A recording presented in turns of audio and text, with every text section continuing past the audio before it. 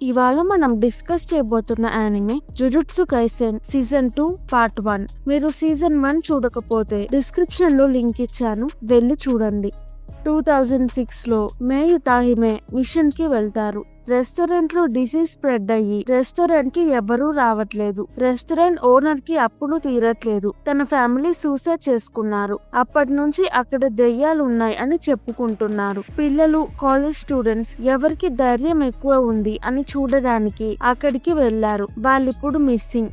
మేయ్ తాహిమే అక్కడికి వెళ్తారు. ఉతాహిమే barrier create చేస్తుంటే మేయ్ వద్దు, నాకు ఇక్కడ కర్సెస్ ఉన్నాయి అనిపించట్లేదు అంటుంది.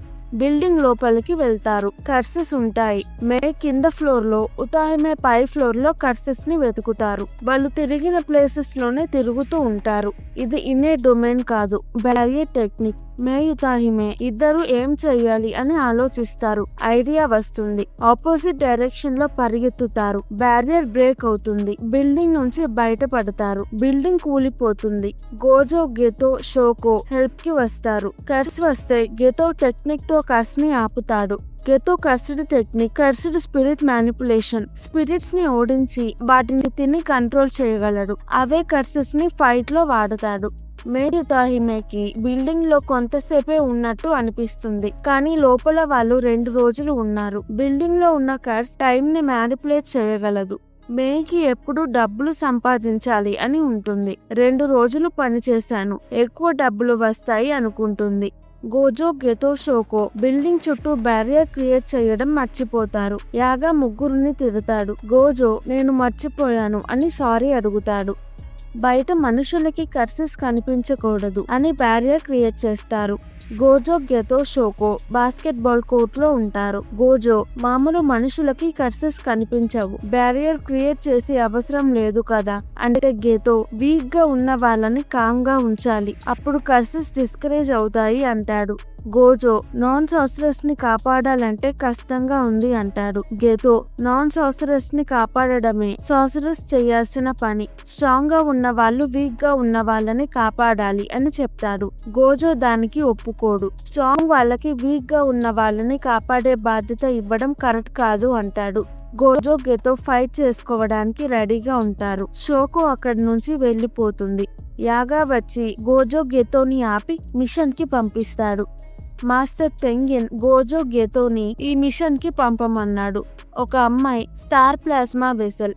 గోజో, గెతో 2 రోజులు ఆ అమ్మాయిని జాగ్రత్తగా కాపాడాలి. మాస్టర్ టెంగిన్ కస్టడీ టెక్నిక్ ఇమ్మోర్టాలిటీ, కానీ ఎప్పటికీ అలానే ఉండడు. కాలం పెరిగే కొద్దీ బాడీ అప్గ్రేడ్ అవుతుంది.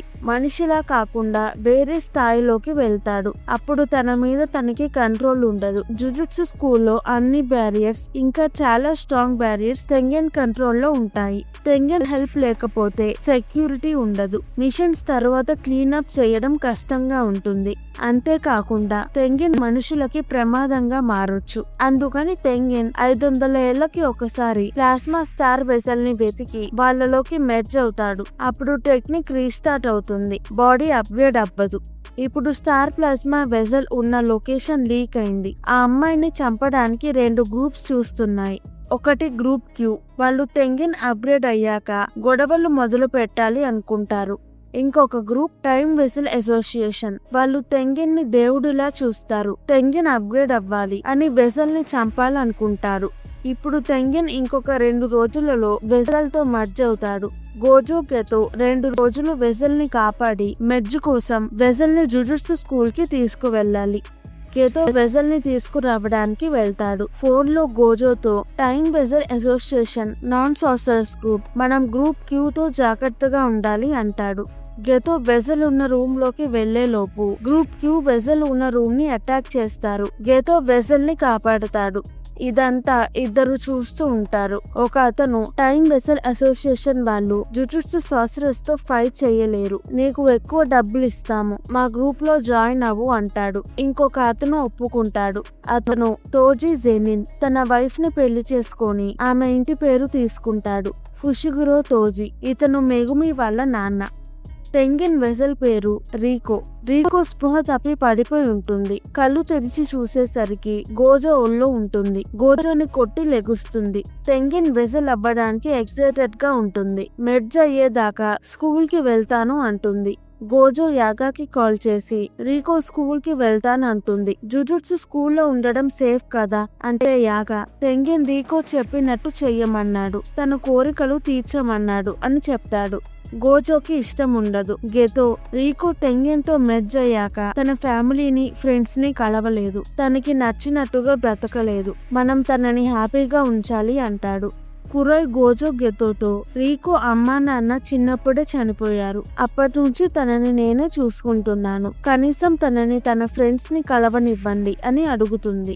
గోజో గెతో రీకోని స్కూల్ కి తీసుకువెళ్తారు. రీకో నన్ను ఫాలో అవ్వకండి, మా ఫ్రెండ్స్ చూస్తే నవ్వుతారు అంటుంది.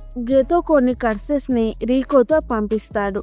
ఇప్పుడు గెతోకి ఆ కర్సెస్ లో 2 కర్సెస్ అంతమయ్యాయి అని తెలుస్తుంది. వెంటనే గోజో గెతో కురోయి రీకో ఉన్న చోటికి పరిగెడతారు. ఇంకొక చోట తోజీ తనకి వచ్చిన డబ్బులతో బెట్టింగ్ ఆడతాడు. రీకో దగ్గరికి కొంతమందిని పంపిస్తాడు. గోజో రీకోతో ఉన్నాడు. కొన్ని శతాబ్దాలుగా ఎవ్వరికీ లేని 6 ఐస్ లిమిటెడ్ టెక్నిక్ తన దగ్గర ఉంది. గోజో రీకోతో ఉన్నంత వరకు రీకోని ఎవ్వరూ చంపలేరు. కొంతసేపు నా మనుషులని గోజో గెతోతో ఫైట్ చేపిద్దాం, వాళ్ళు అలసిపోయాక నేను వెళ్తాను అంటాడు. గోజో గెతో కురోయి రీకోని వెతుకుతారు. గెతోకి ఒక సార్సరర్ కనిపిస్తాడు. గెతో అతనిని ఓడిస్తాడు.